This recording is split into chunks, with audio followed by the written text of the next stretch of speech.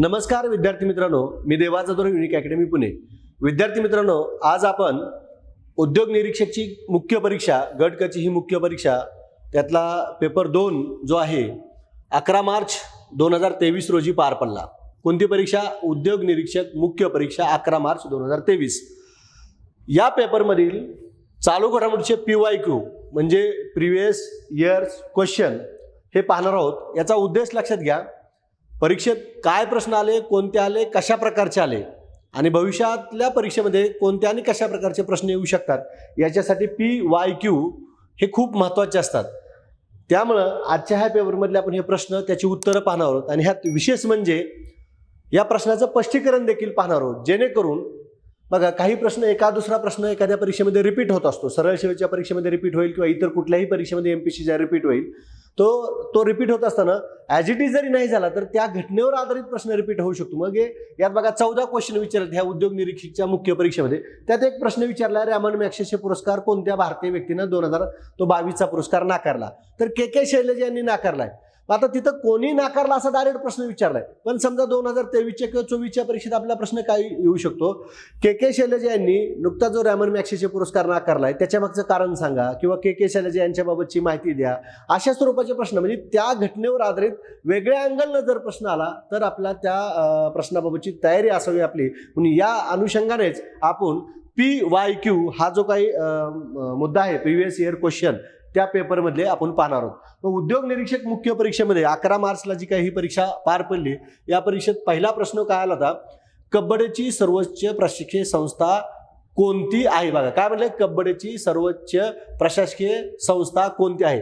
पहिलं आहे आंतरराष्ट्रीय कबड्डी संघटना, दुसरं आहे आंतरराष्ट्रीय कबड्डी महासंघ, तिसरं आहे आंतरराष्ट्रीय कबड्डी परिषद आणि चौथा आहे आंतरराष्ट्रीय कबड्डी समिती. आता मग या ठिकाणी लक्षात घ्या, क्रीडा क्षेत्रामधला हा आगळा वेगळा प्रश्न विचारला. आजपर्यंत असा प्रश्न कधीही विचारला गेला नव्हता. आणि आता हा विचारण्यामागची कारण काय, कशामुळे विचारलाय, याच्यावर आपण स्पष्टीकरणामध्ये डिस्कशन करणार आहोत. मग कबड्डीची सर्वोच्च प्रशासकीय, बघा हा शब्द खूप महत्वाचा आहे. कबड्डीची सर्वोच्च प्रशासकीय संस्था कोणती? आंतरराष्ट्रीय कबड्डी महासंघ हे त्याचं उत्तर आहे. काय म्हणलंय? आंतरराष्ट्रीय कबड्डी महासंघ हे उत्तर आहे त्याचं. मग हा प्रश्न का फॉर्मॅट केलाय, त्याच्या मागचं कारण काय, हे आपल्याला स्पष्टीकरण ज्यावेळेस पाहू त्यावेळेस लक्षात येईल. मग आता ह्या प्रश्नाचं स्पष्टीकरण काय बघा, आंतरराष्ट्रीय कबड्डी महासंघाची स्थापना कधी झाली? 2004ला स्थापना झाली. या संघटनेत एकूण 31 राष्ट्रीय संघटनांचा समावेश आहे. किती राष्ट्रीय संघटनेचा समावेश आहे? 31 राष्ट्रीय संघटनेचा समावेश आहे. आणि अध्यक्ष कोणी? आशिष पाचोरी ही भारतीय व्यक्ती, आशिष पाचोरी ही भारतीय व्यक्ती या संघटनेची अध्यक्ष आहे. मग आंतरराष्ट्रीय कबड्डी महासंघटनेच्या अध्यक्षपदी, जागतिक लेवलचा कबड्डी महासंघाच्या अध्यक्षपदी आपल्यासाठी अभिमानाची गोष्ट आहे की भारतीय व्यक्ती त्याचे अध्यक्ष आहे. आणि याच अनुषंगाने तो प्रश्न आपल्याला या ठिकाणी विचारलाय. मग इथं आता तो त्या ठिकाणी उद्योग निरीक्षकच्या परीक्षेत हा प्रश्न विचारला. भविष्यात आपला प्रश्न विचारताना आंतरराष्ट्रीय कबड्डी महासंघटनेचे विद्यमान अध्यक्ष कोण आहेत असाही प्रश्न होईल. स्थापना कोणी केली, किती राष्ट्रीय संघटनेचा सहभाग आहे, अशा स्वरूपाचे प्रश्न या ठिकाणी आपल्याला विचारले जाऊ शकतात. त्यानंतर दुसरा प्रश्न पाहूया. लोकसभा अध्यक्ष ओम बिर्ला, लोकसभेचे अध्यक्ष कोण आहेत? ओम बिर्ला. यांच्या हस्ते भारतीय स्वातंत्र्य सैनिक आणि कृषी तज्ञ टिंब यांच्या पुतळ्याचे अनावरण नुकतेच मेक्सिकोमध्ये करण्यात आले. आता कोणाच्या पुतळ्याचे अनावरण मेक्सिकोमध्ये करण्यात आले असा प्रश्न विचारलाय. सोहन शेह भाकना, लाला हरदयाळ, पांडुरंग खानखोजे आणि विष्णू गणेश पिंगळे हे पर्याय आहेत. याचं उत्तर आहे पांडुरंग खानखोजे, हे या प्रश्नाचं उत्तर आहे. स्वातंत्र्य सैनिक आणि कृषी तज्ञ पांडुरंग खानखोजे यांच्या पुतळ्याचं अनावरण मेक्सिकोमध्ये कोणी केलं? लोकसभेचे अध्यक्ष ओम बिर्ला यांनी केले. मग आता या प्रश्नाचं अतिरिक्त स्पष्टीकरण काय पाहूया आपण.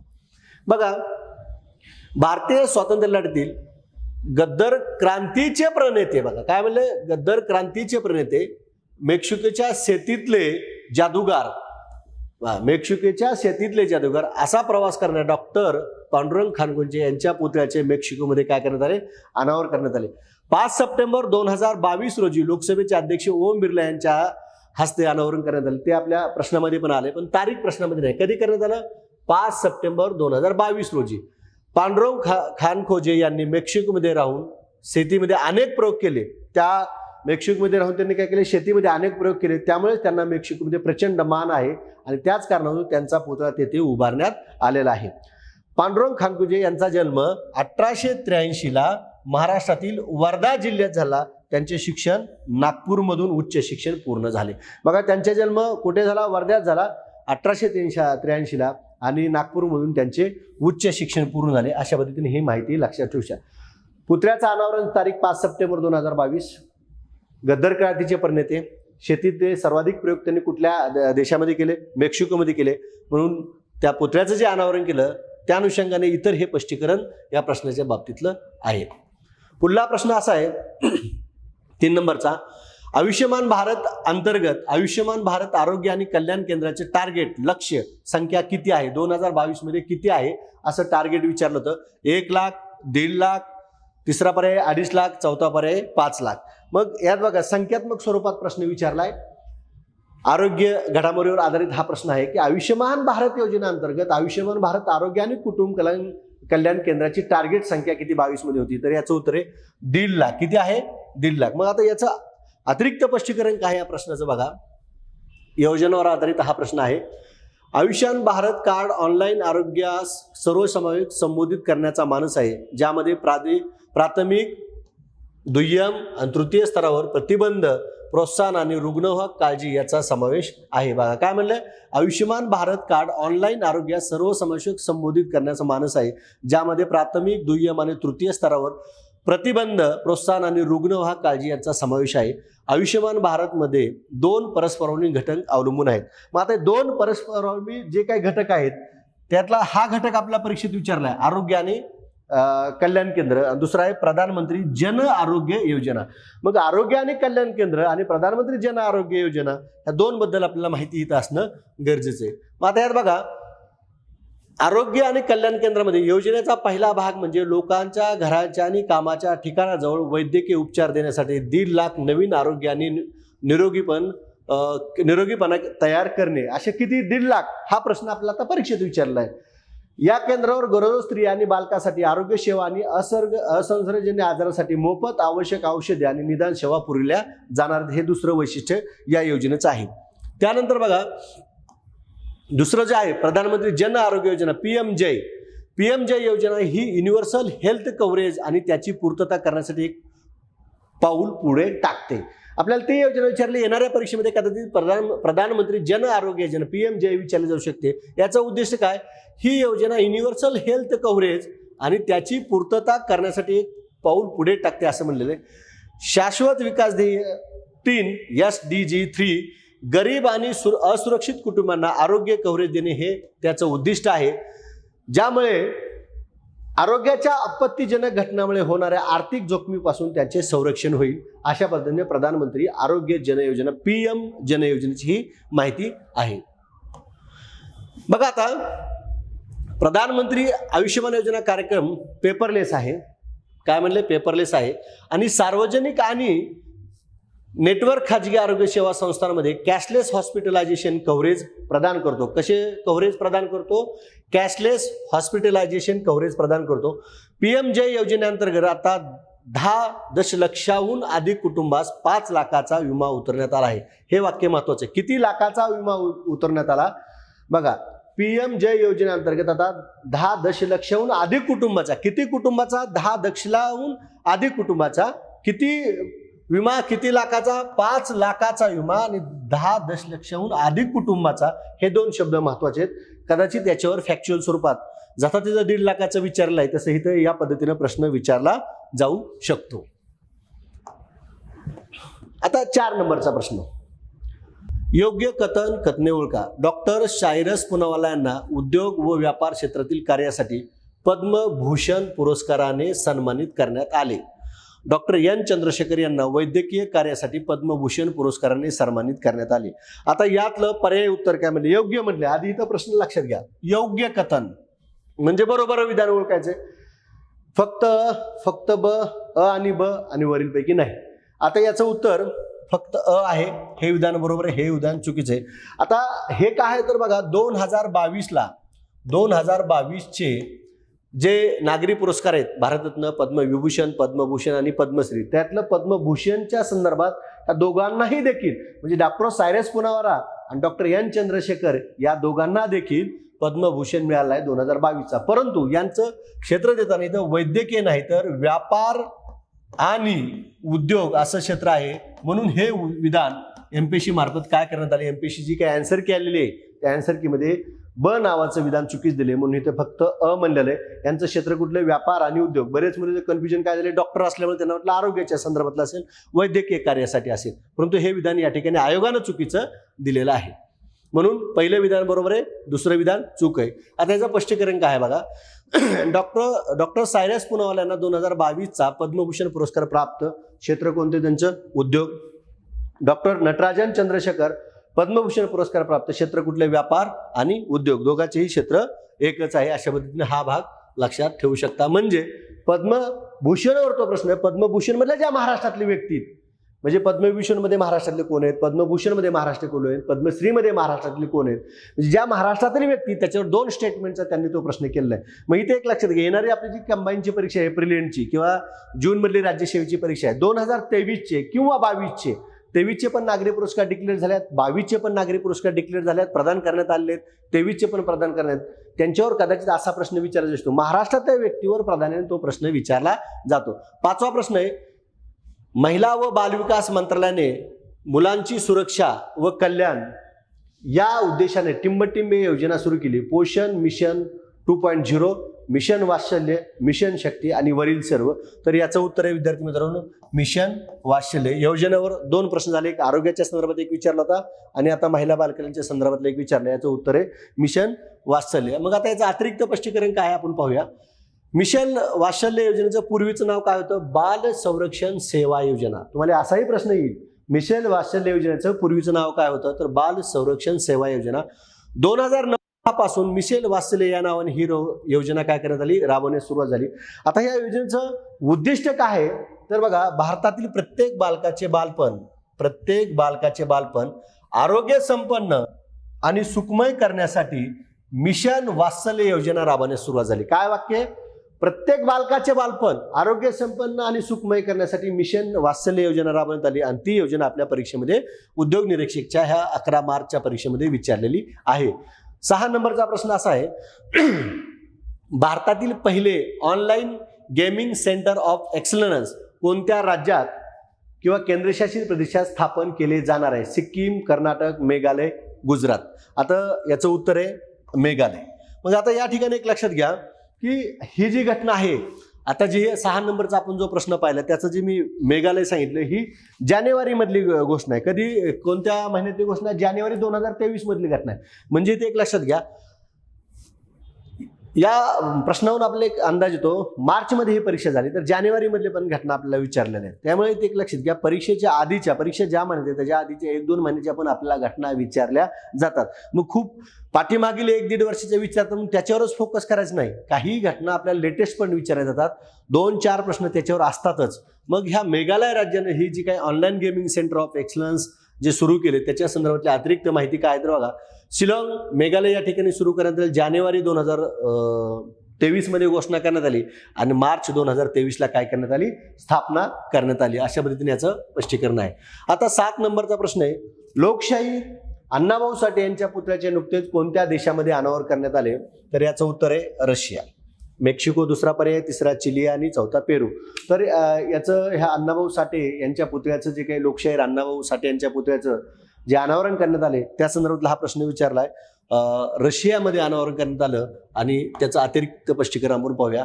14 सप्टेंबर 2022ला अनावरण करण्यात आलं. देवेंद्र फडणवीस यांच्या हस्ते अनावरण करण्यात आलं. त्यांच्याबरोबर आणखी 4-5 व्यक्ती होत्या, त्यांच्या नावाची आवश्यकता नाही, परंतु देवेंद्र फडणवीस यांच्या हस्ते अनावरण करण्यात आलं. मॉस्को येथील Margarita Rudomino All Russia State Library for Foreign Literature च्या आवारात त्यांच्या पुतळा उभारण्यात आला. बघा काय नाव आहे, मॉस्को येथील Margarita Rudomino All Russia State Library for Foreign Literature या आवारात पुतळा उभारण्यात आला. महाराष्ट्राचे प्रसिद्ध लोकशाहीर म्हणून अण्णाभाऊ साठे यांना ओळखलं जातं. त्यानंतर रशियात लेनिनने केलेल्या कामगाराच्या क्रांतीमुळे ते भारावून गेले होते. त्यांच्या जीवनावर, आयुष्यावर लेनिनचा प्रभाव होता. अण्णाभाऊ साठे यांच्या साहित्यात कामगार, दलित आणि उपेक्षित लोकांच्या केंद्रस्थानी होते. भारत रशिया राजकीय संबंधाला 2022 मध्ये किती वर्ष पूर्ण झाली, 75 वर्ष पूर्ण झाली. तिथं फक्त रशियात कोणत्या देशात पुतळ्याचं अनावरण केलं असं विचारले. अतिरिक्त माहिती कोणाच्या असते, कधी अनावरण केलं, मॉस्कोमध्ये नेमकं रशियामध्ये मॉस्कोतल्या कोणत्या ठिकाणी केलं, असे जर प्रश्न आले किंवा त्यांच्या जीवनावर कोणाचा प्रभाव होता तर ही अतिरिक्त माहिती जी आपण पाहिली ती जास्त फायदेशीर ठरणार आहे. 8 नंबरचा प्रश्न असा आहे, खालीलपैकी कोणी नुकताच प्रतिष्ठेचा रॅमन मॅक्सीचे पुरस्कार स्वीकारण्यास नकार दिला? मनीष सिसोदिया, सीताराम येचुरी, के शैलजा आणि पिनरई विजयने. सुरुवातीला डिस्कशन करताना मी तुम्हाला सांगितलं की कोणी नकार दिला? के शैलजा यांनी नकार दिला. क्वेश्चन आन्सर सिरीजमध्ये किंवा मंथली करंट अफेअर्समध्ये सुद्धा मी ज्याविषयी घटना घडली होती त्याविषयी घटना शिकवलेली आहे. रॅमन मॅक्सेसे फाउंडेशन हे कम्युनिस्ट विरोधी आहे. के शैलजा ह्या केरळच्या कम्युनिस्ट पक्षाच्या आहेत आणि त्यांचं असं म्हणणं आहे की रॅमन मॅक्सेसे फाउंडेशन हे जे आहे के शैलजा यांचं असं म्हणणं आहे की ते कम्युनिस्ट विरोधी आहे, म्हणून त्यांनी रॅमन मॅक्सेसे पुरस्कार स्वीकारण्यात काय दिला? नकार दिला. उत्तर के शैलजा आहे. आता स्पष्टीकरण काय? केरळचे ते आरोग्य मंत्री आहेत, कम्युनिस्ट पक्षाचे आमदार आहेत. रॅमन मॅक्सेसे फाउंडेशन कम्युनिस्ट विरोधी असल्यामुळे त्यांनी हा पुरस्कार स्वीकारण्यास काय केला? नकार दिलेला आहे. 9 नंबरचा प्रश्न आहे, साहित्य अकादमीद्वारा पुरस्कृत करण्यात आलेला श्रीमती चरित्रम, बघा श्रीमती चरित्रम या संस्कृत ग्रंथाचे लेखन खालीलपैकी कोणी केले? युवा पुरस्कार जो ह्या ग्रंथाला मिळाला, संस्कृत ग्रंथाला मिळाला, त्याच्यावर आधारित आहे. शतावधानी गणेश, श्रुती कानिटकर, अशोक अकलूजकर आणि पंडित गुलाम दस्तगीर बिराजदार. इयरबुकमध्ये सुद्धा या संदर्भात मी माहिती दिली आहे, तुम्ही वाचला असेल तर तुम्हाला माहिती. याचं उत्तर आहे श्रुती कानिटकर. श्रुती कानिटकरने श्रीमती चरित्रम हा जो काही ग्रंथ लिहिला आहे संस्कृत मधला, त्याच्या संदर्भातला प्रश्न आयोगाने विचारलेला आहे. याचं स्पष्टीकरण बघा. श्रीमती चरित्रम राधेच्या जीवनावरचे महाकाव्य आहे. येणाऱ्या परीक्षेमध्ये 23च्या किंवा 24च्या परीक्षेत असा प्रश्न फिरून विचारला जाईल. काय विचारला जाईल? श्रीमती चरित्रम ग्रंथ कोणाच्या जीवनावर आधारित आहे किंवा कोणाच्या महाकाव्य आहे? तर राधेच्या जीवनावरचे महाकाव्य आहे. मग PYQचा फायदा तोच आहे.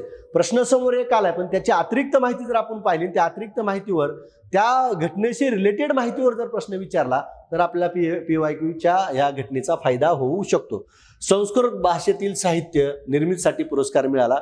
साहित्य अकादमीचा युवा पुरस्कार या कादंबरीला प्राप्त, या ग्रंथाला प्राप्त झालेला आहे. 10 नंबरचा प्रश्न, केंद्रीय सांस्कृतिक मंत्रालय हे भारतातील गावाच्या सांस्कृतिक पैलूचे सर्वेक्षण टिंबटिंब या नावाने करणार आहे. मेरा गाव मेरा देश, मेरा गाव मेरा स्वाभिमान, मेरा गाव मेरी सभ्यता, मेरा गाव मेरी धरोहर. बघा, मेरा गाव मेरा देश हे उत्तर नाही, मेरा गाव मेरा स्वाभिमान हे पण नाही, मेरा गाव मेरी सभ्यता हे पण नाही, आणि मेरा गाव मेरी धरोधर हे उत्तर त्याचं बरोबर आहे. म्हणजे भारत सरकारच्या माध्यमातून केंद्रीय सांस्कृतिक मंत्रालय भारतातील गावाच्या सांस्कृतिक पैलूचे सर्वेक्षण टिंबटिंबच्या नावाने, म्हणजे टिंबटिंब या नावाने करणार आहे. त्याच्यावर हा प्रश्न विचारला आहे. मेरा गाव मेरा धरोधर ॲप हे आहे भारत सरकारच्या सांस्कृतिक मंत्रालय. उद्घाटन 25 फेब्रुवारी 2022. हा या ठिकाणी 1 वर्ष आधीचा प्रश्न विचारला आहे, 25 फेब्रुवारी 2022चा. म्हणून आपण प्रत्येक वेळेस क्वेश्चन आन्सर सिरीजमध्ये किंवा मंथली करंट अफेअर सिरीजमध्ये काय सांगत असतो? परीक्षेच्या आधीच्या 1 ते 1.5 वर्षाच्या घटना आणि परीक्षा जेव्हा आहे त्याच्या आधीच्या 1 महिन्यापासूनच्या घटना आपल्या करंट अफेअर्समध्ये विचारलेल्या जातात. आणि याच माध्यमातून मग PYQच्या माध्यमातूनच आपला अंदाज येतो की कशा पद्धतीने प्रश्न विचारले जाऊ शकतात. 11 नंबरचा प्रश्न आहे, भारतीय मूळ असलेली भारतीय सोसायटीची गावे डिजिटल कनेक्ट करून प्रत्येक गाव, इथं काय वाक्य वापरलाय? डिजिटल कनेक्ट करून प्रत्येक गावातील गावकऱ्यांना डिजिटल देण्याचा प्रस्तावित असलेला उपक्रम टिंबटिंब हा. तो उपक्रम कोणता आहे त्याच्यावर प्रश्न विचारलाय. E village, e rural, digital rural आणि DG व्हिलेज. तर याचं उत्तर आहे विद्यार्थी मित्रांनो DG व्हिलेज हे उत्तर या ठिकाणी MP दिलेलं आहे. मग याचं अतिरिक्त स्पष्टीकरण काय आहे या प्रश्नाचं?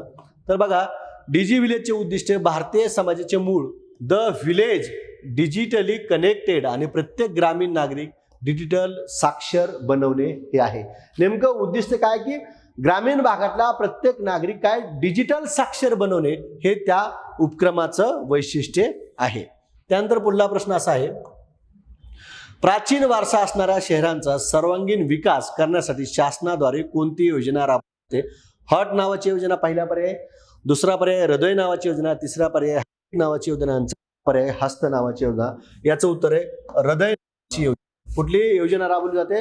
हृदय नावाची योजना वापरली, ही योजना राबवली जाते. आता याचं स्पष्टीकरण काय बघा, हृदय योजनेची सुरुवात पंतप्रधान नरेंद्र मोदी यांच्याद्वारे 21 जानेवारी 2015 रोजी करण्यात आली. हा प्रश्न योजनावर विचारण्यात आला. कशावर विचारण्यात आला? योजनावर.